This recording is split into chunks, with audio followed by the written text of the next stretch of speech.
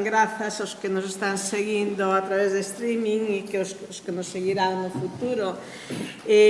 Convócanos hoxe aquí un tema no que realmente, desde o punto de vista do Consello da Cultura, é como unha especie de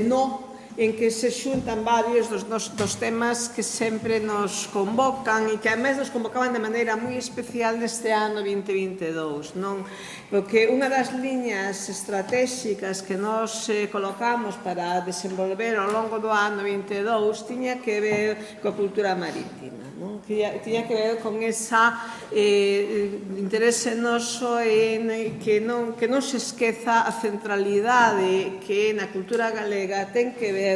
ten que ter a nosa posición atlántica, a nosa posición no centro do Atlántico, conexión con todos os outros mundos atlánticos que están ao norte e ao sur, pero sobre todo que están ao oeste, sempre buscando o camiño do occidente, como decía outro Pedrallo, que nos coloca non solamente coa nosa propia diáspora, sino que nos coloca tamén cunha das características da nosa cultura, que é que nós somos navegantes de todos os océanos, no seu día polas descubertas, despois pola pesca, logo polas mercadorías, polo que sexa, nós somos un pobo de navegantes. E está ben que Galicia recorda continuamente que non é só unha Galicia agraria, agrícola, gandeira, que tamén o é naturalmente, senón que tamén é unha potencia marítima en todos os sentidos. Entón, nos queríamos colocar justamente entre os eixes que nos convocasen para este ano, que debe ser un eixe que estea de maneira permanente, pero queríamos focalizalo moito no ano 22, a cultura marítima galega, e esta xornada responde parte a iso. Igual que se xunta outro fío que nos convoca de maneira continuada, que é o da memoria, o da memoria de todos os que nos antecederon, de todos os que nos trouxeron ata aquí realmente. Nin o Consello da Cultura Galega, nin a Autonomía de Galicia, nin moitas outras cousas que nos vivimos hoxe con unha gran normalidade existirían se non houvese uns precedentes, se non houvese uns precursores. Nos no ano 22 quixemos poñer moito acento sobre realmente a resistencia antifranquista en Galicia durante o tempo do franquismo, que foi o que realmente logo propiciou que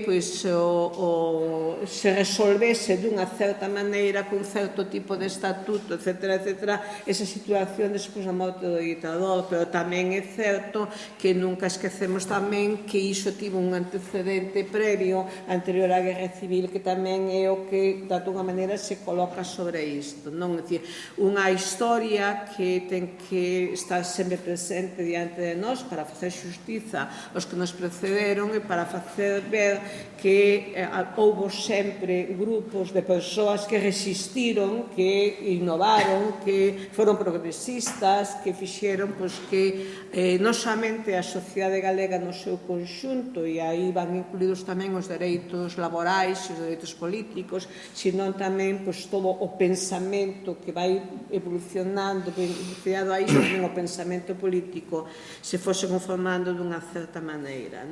Por tanto, cando menos estes dous eixos de facer memoria mesmo do sacrificio persoal dos que nos precederon, e por outro lado poñer a cultura marítima, a cultura mariñeira galega nun lugar de preeminencia dentro do noso conxunto cultural, é o que creo que son dous eixos que se falan perfectamente e que son os principais que nos traen agora hasta aquí,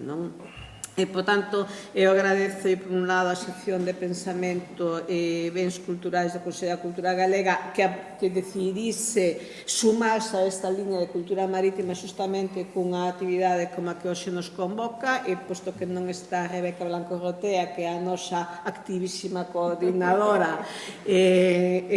pero si está Cristina Sánchez Carretero, que tamén é un activísimo membro da sección para falar en nome justamente a sección de patrimonio, e temos connosco a Francisco Redondaval, que Fran, que realmente foi membro da sección tamén, que foi a persoa que, de alguma maneira, desde o principio tomou sobre sí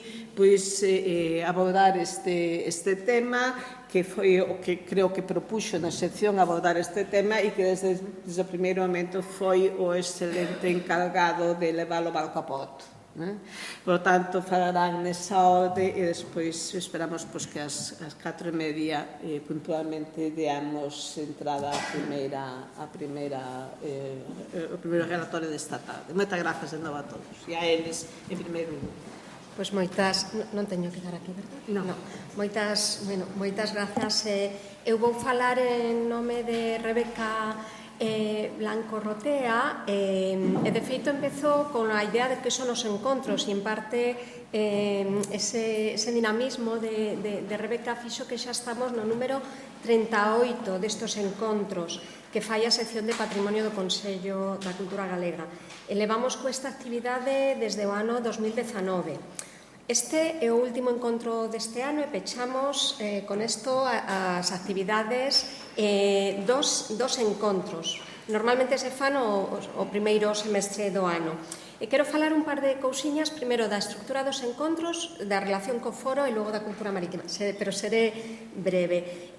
Estos encontros están pensados para a reflexión conxunta, vale? Son charlas curtas coa idea de ter un debate final. Entón, isto o lanzo aquí tanto para a xente do público que estades aquí como a xente que nos sigue online a actividade. Para iso contamos coa axuda de Pilar Cajiao para que manteña firmemente os tempos das charlas para deixar, queremos mínimo, unha hora de debate. Tener en conta que este é o principal obxectivo. Por favor, logo no debate intervencións, curtas e asustadas. E que logo no debate que cada persoa diga o seu nome, se presente e fale con micro. Este esforzo do Consello de Cultura Galega é moi importante porque permite romper estas 4 paredes, ir máis alá e que a xente nos siga vía streaming tamén participando. Vou decir dúas palabras en relación co foro. Como o resto dos encontros monográficos que se celebran este ano, así como as actividades da sección de patrimonio, están encardinadas dentro do foro que fixemos durante 2 anos de Patrimonio e Sociedade. Este encontro especificamente ten moito que ver coa terceira mesa do foro que estaba dedicada á educación patrimonial e á cidadanía, é dicir, a entender o papel do asociacionismo na construción das diferentes identidades galegas en un momento tan importante como é o que vamos a tratar hoxe, é conflictivo e que marcou as vidas desas xeneracións e a nosa vida hoxe tamén. Neste sentido, destaco os traballos que se presentan hoxe para desmentir unha idea, unha vez máis, a idea de Galicia como un territorio conservador e desmobilizado políticamente. Hoxe veremos, e agradezco a Fran especialmente, que como as asociaciones no litoral galega vota por terra o mito nada inocente da Galicia desmobilizada e reaccionaria. Esta actividade, este encontro, tamén está, como mencionou a presidenta, está relacionada con outras do Consello da Cultura Galega arredor da cultura marítima e patrimonio marítimo. E, de feito, este sábado, eu non sento moitísimo, porque un compañero do CSIC, Pepe Pintado, o Instituto de Investigaciones Mariñas do CSIC, xunto con o Consello da Cultura Galega, ten unha actividade en Muros para establecer un diálogo entre o coñecemento científico e o coñecemento tradicional, a experiencia alrededor da ardora, que é unha bioluminiscencia producida por la proliferación de fitoplancton. Pero é outra actividade interesantísima. E imos tratar cultivos de notícula para que se vexa a luminiscencia ali na sala con as ventanas pechadas. A expresión cando arde o mar vende eso e esta experiencia se chama así. Pois xa remato, deixo a palabra a Fran Redondo Aval, veciño de Vidoído. Moitas gracias pola túa xenerosidade, por poner todo isto en conxunto. Vamos a analizar o papel da cidadanía na construción da Galicia actual, el papel do asociacionismo no mundo marítimo nun momento da historia contemporánea moi reciente e con todo relacionado co que se fixo dentro da sección co foro. Entón, gracias Fran, gracias Rosario polo apoio, grazas aos diferentes ponentes e ao público aquí e máis alá desta carta parede. Moitas grazas. Fran? Moi boa tarde a todas e a todos, benvidos. Eu quixera comezar por agradeceros a vosa asistencia a este encontro que, como ben sabeis, organiza a sección de Patrimonio e Bens Culturais do Consello da Cultura Galega, e, como non podía ser de outra maneira, estender ese agradecemento a Rosario Álvarez, a presidenta do Consello da Cultura Galega, vale, e a Cristina Sánchez Carretero, compañeira da sección que nos acompaña,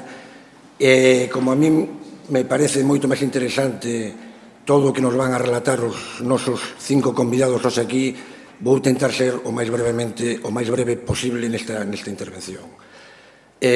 Como ben sabeis, o título deste encontro fai referencia á memoria e historia do traballo do mar en Galicia 1931 e 39, aínda que eu entendo que estes límites cronolóxicos van ser sobrepasados tanto pola parte de 1931 cara atrás, que realmente as 3 primeiras décadas do século XX, donde vai agromar estas sociedades de resistencia, este asociacionismo de clase en toda a beira-mar do noso país, e, por outro lado, creo que tamén estes límites hasta o 39 se va a sobrepasar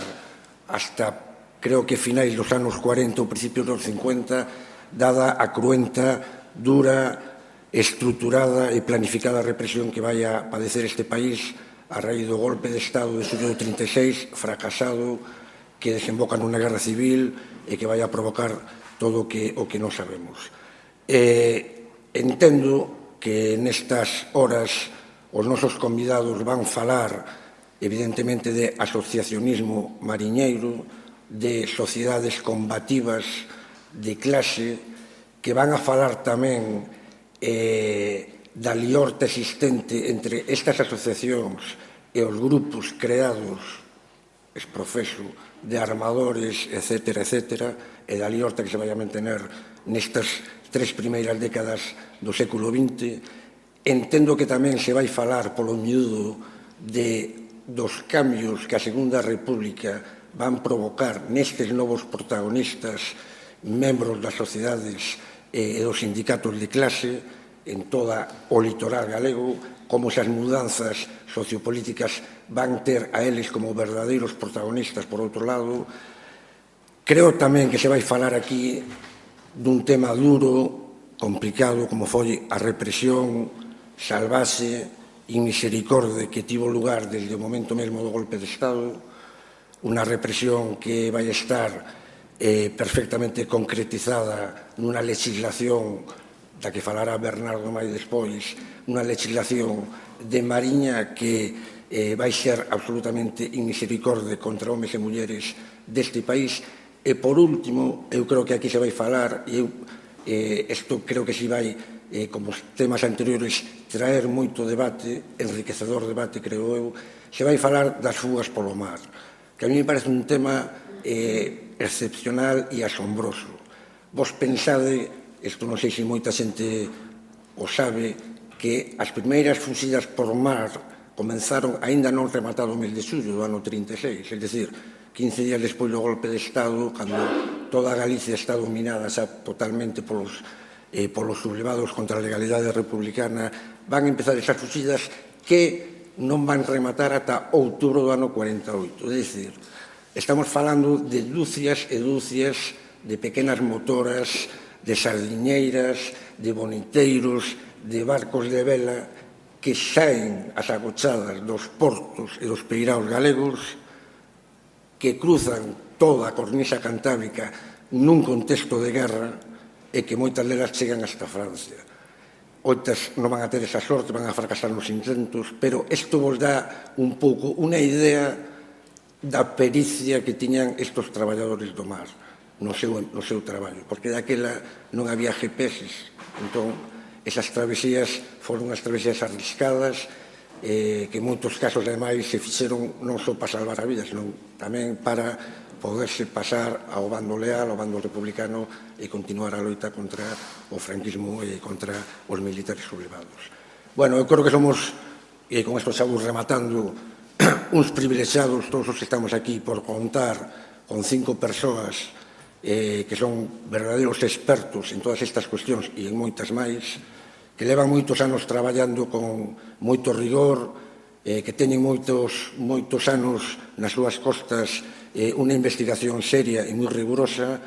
e que, aínda que vos vai a presentar Pilar Cajiao a todos e cada un deles, eu quero expresar a miña gratitude e o meu agradecemento tanto a Emilio Grandío, como a Bernardo Maiz, como a Dioniso Pereira e como a Eliseo Fernández, ademais de a Pilar Cajiao, que vai ser a persoa que leve adiante un pouco este debate, modere este debate, que seguro que eu auguro que vai ser moi enriquecedor. Por a miña parte, nada máis, reitero a miña gratitude a todos vos, e nada máis. Gracias.